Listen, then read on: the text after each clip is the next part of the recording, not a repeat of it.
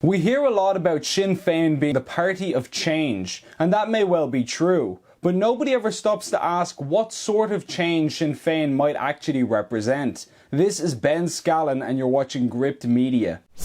As people become increasingly sick of the political establishment, voters are understandably crying out for change. The last election showed that people are sick to their back teeth of leaders like Leo Varadkar and Micheál Martin, and for good reason. These men are seen as pandering, politically correct, empty suits who chase trends mindlessly in the pursuit of votes. And as we know from recent polling, a vast majority of Irish people are sick of political correctness. People have had enough and they want something different.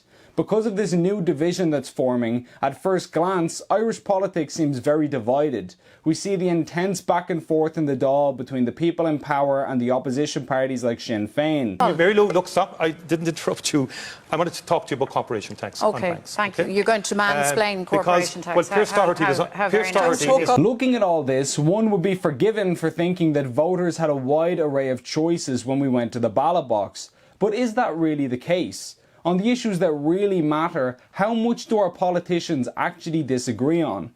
Let's take immigration as an example. Is there a single big party in the Dáil which isn't in favour of mass open borders immigration? For one, we know that Fine Gael, Fianna Fáil and the Greens are all proposing to give legal status to 17,000 illegal immigrants.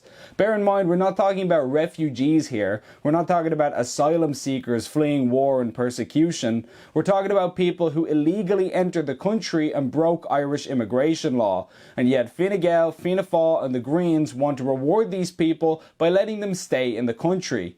This policy is tantamount to open borders. If there's no consequence for breaking the law, then the law might as well not exist. They're giving a blank check to encourage anyone in the world to hop the fence because everyone knows there's no consequence for doing so. You'll be rewarded with a pat on the head. It's completely outrageous, of course, but while this may shock you, here's the part that many people don't know. Sinn Féin, the so-called party of change, supported a worse version of the exact same policy. The current Irish government wanted to give legal status to 17,000 illegals, but Sinn Féin supported giving it to 26,000. So in other words, the same bad policy, only more extreme.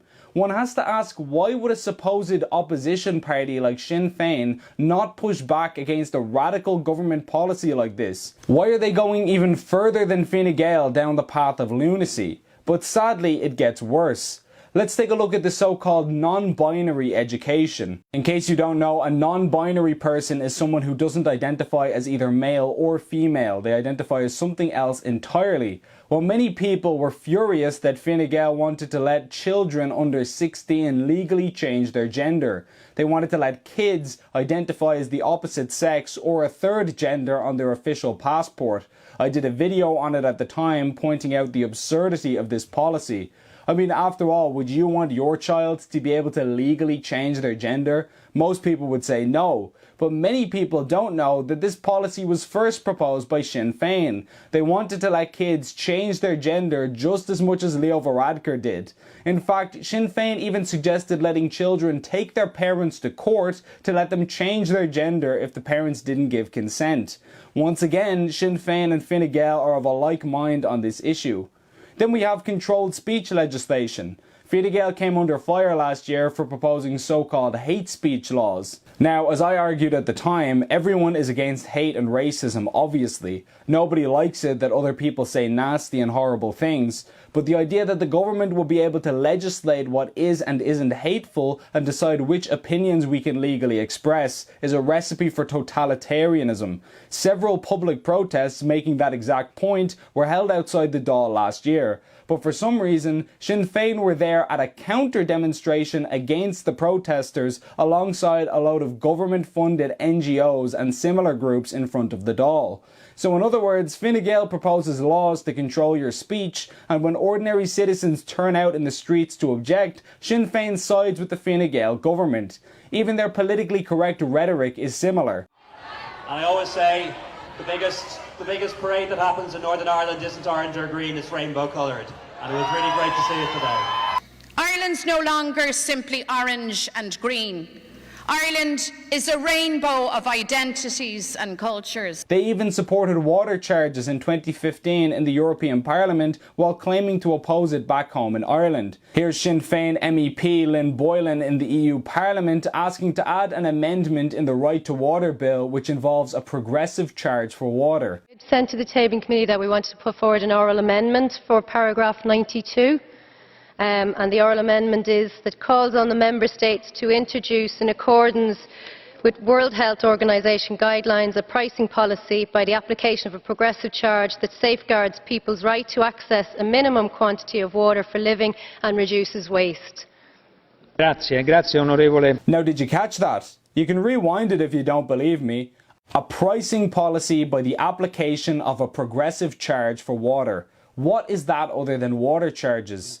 In fact, we've heard very little, if anything, from Sinn Féin about Fine Gael's attempts to destroy historical statues around the country. Shouldn't a nationalist party stand up for the nation and its heritage? They'll demonstrate for trendy BLM causes in another country, but where is the action when our own heritage is under threat from Leinster House?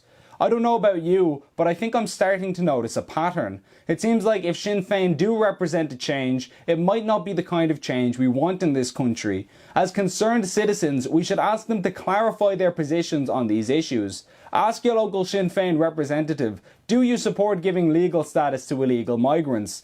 Do you support gender changes for children under 16? Are you going to be supporting hate speech legislation that takes away voters' rights to express themselves? Because if the answer to any of those questions is yes, it's pretty clear where they stand.